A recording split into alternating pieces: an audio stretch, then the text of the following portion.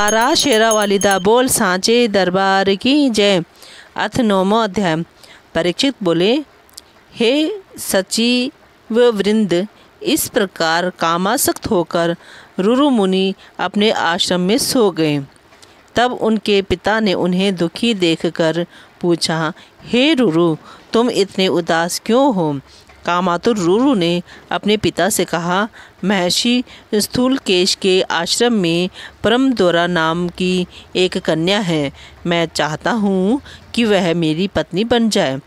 उन प्रमति ने महामुनि स्थूलकेश के पास शीघ्र जाकर उन्हें प्रसन्न तथा अपने अनुकूल करके उस सुंदर कन्या की याचना की। महामुनि स्थूलकेश ने यह वचन दे दिया कि किसी अच्छे मुहूर्त में कन्यादान दूंगा। अब उस वन में वे दोनों विवाह की सामग्री का प्रबंध करने लगे। इस प्रकार उस तपोवन में समीप में ही रहकर प्रमति और स्थूलकेश दोनों महात्मा विवाहोत्सव की तैयारी करने लगे। उसी अवसर पर वह कन्या अपने घर के आंगन में खेल रही थी। तभी एक सोए हुए सर्प से उस सुनैनी का पैर छू गया। स्पर्श होते ही सर्प ने उसे डस लिया और वह सुंदरी कन्या मर गई। तब मृत्यु को प्राप्त हुई परमद्वारा को देखकर वहाँ कोलाहल मच गया। सभी मुनि जुट गए और शोक से ग्रस्त होकर रोने लगे।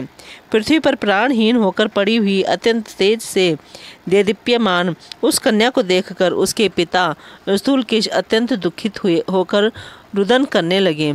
उस समय करुण क्रंदन सुनकर रुरु भी उसे देखने के लिए आए। उन्होंने उस मृत पड़ी सुंदरी को सजीव जैसी देखा। स्थूलकेश तथा अन्य शेष मुनियों को रुदन करते देखकर रुरु मुनि उस स्थान से बाहर आकर के विरहाकुल होकर रोने लगे। वे कहने लगे, अहो, प्रारब्ध ने ही मेरे सुख के विनाश के लिए ही यह अत्यंत विचित्र सर्प भेजा था। यह निश्चित ही मेरे दुख का कारण है। अब मैं क्या करूं? कहाँ जाऊं? मेरी प्राण प्रिया तो मर गई। अब मैं अपनी इस प्रिया से विलग होकर जीना नहीं चाहता। अभी तक मैंने उस सुंदरी का आलिंगन आदि कोई सांसारिक सुख भी प्राप्त किया था।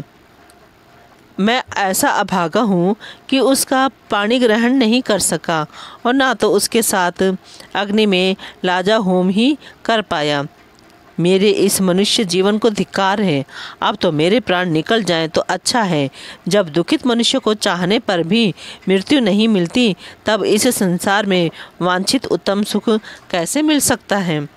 अब मैं या तो कहीं किसी भयानक तालाब में डूब जाऊं, अग्नि में कूद पड़ूं, विष खा लूं अथवा गले में फांसी लगाकर प्राण त्याग दूं। इस प्रकार विलाप करके रुरु अपने मन में विचार कर उस नदी के तट पर स्थित रहते हुए उपाय सोचने लगे। प्राण त्यागने से मुझे क्या लाभ होगा? आत्महत्या का फल तो अत्यंत दुर्निवार्य है। मेरी मृत्यु सुनकर पिताजी दुखी होंगे, माताजी को भी महान कष्ट होगा। हाँ, हो सकता है कि मुझे मरा हुआ देखकर प्रारब्ध संतुष्ट हो जाए। मेरे मर जाने पर मेरे सभी शत्रु भी प्रसन्न होंगे, इसमें संदेह नहीं है। किंतु इससे परलोक में मेरी प्रिया का क्या उपकार होगा? इस प्रकार विरह से संतप्त होकर आत्महत्या करके मेरे मर जाने पर भी परलोक में मुझ आत्मघाती को मेरी वह प्रिया नहीं मिलेगी। इसलिए मेरे मरने में बहुत दोष है और ना मरने पर मुझे कोई दोष नहीं होगा।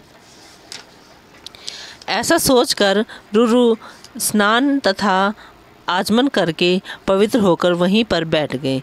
इसके बाद उन मुनि ने हाथ में जल लेकर यह वचन कहा, यदि मेरे द्वारा देवाराधन आदि कुछ भी पुण्य कर्म संपादित किया गया हो, यदि मैंने श्रद्धापूर्वक गुरुओं की पूजा की हो, हवन जप एवं तप किया हो, समस्त वेदों का अध्ययन किया हो, गायत्री की उपासना की हो और सूर्य की आराधना की हो, तो उस पुण्य के प्रभाव से मेरी प्रिया जीवित हो जाए। यदि मेरी प्रिय जीवित नहीं होगी तो मैं प्राण त्याग दूंगा। ऐसा कहकर देवताओं का ध्यान करके उन्होंने वह जल जमीन पर छोड़ दिया। राजा बोले, तदअंतर इस प्रकार अपनी भार्य के लिए विलाप कर रहे उन दुखित रूरू को पास एक देवदूत आकर यह वाक्य बोला। देवदूत बोला, हे ब्राह्मण, ऐसा साहस मत कीजिए। आपकी मरी हुई प्रेतमा भला कैसे जीवित हो सकेगी? गंधर्व और अप्सरा कि इस सुंदर कन्या की आयु समाप्त हो चुकी थी, जिससे वह अविवाहित ही मर गई। अतः अब आप किसी अन्य शुभ अंगों वाली कन्या का वर्ण कर लीजिए। हे हतबुद्धि, आप क्यों रो रहे हैं? इसके साथ आपका कैसा प्रेम है?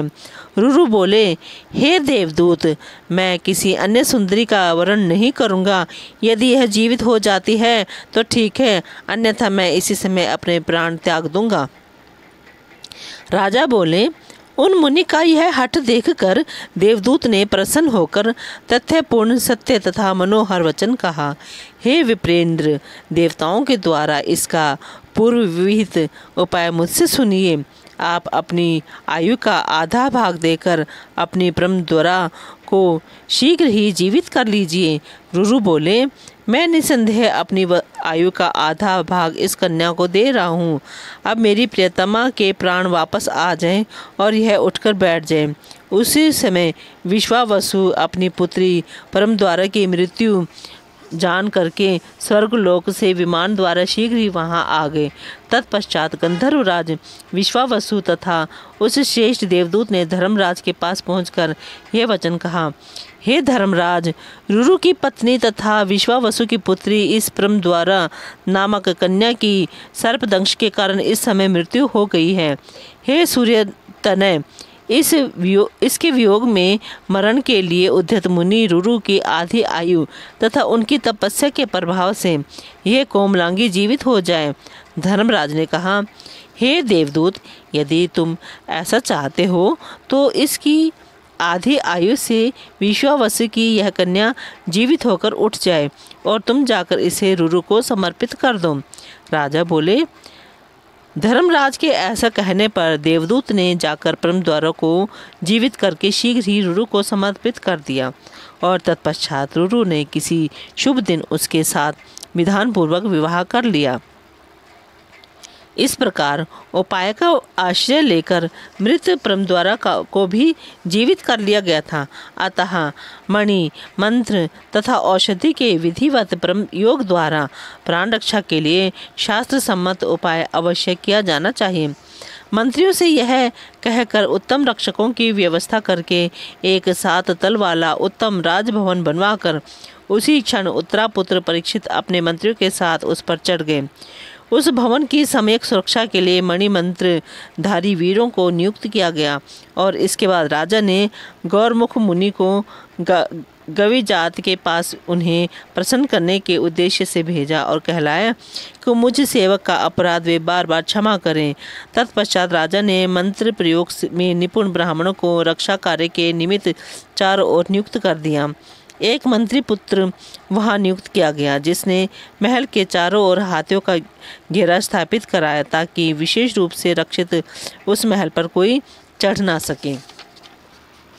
महल के भीतर वायु का भी संचरण नहीं हो पाता था क्योंकि उसका प्रवेश सर्वथा वर्जित था। राजा वहीं स्थित रहकर भोजनादि करने लगे। वहीं पर रहते हुए स्नान एवं संध्यादि कार्यों से निवृत्त होकर राजा मंत्रियों से मंत्रणा करते तथा शाप के दिन गिनते हुए समस्त राजकार्यों को संचालित करते थे। इसी बीच किसी कश्यप नामक मंत्र विशेषज्ञ ब्राह्मण ने सुना कि राजा परीक्षित को सर्प द्वारा काटे जाने का शाप प्राप्त हुआ है। उस धनाभिलाषी ब्राह्मण श्रेष्ठ कश्यप ने विचार किया कि मुनि के द्वारा शापित राजा इस समय जहाँ रह रहे हैं मैं वहीं पर जाऊंगा।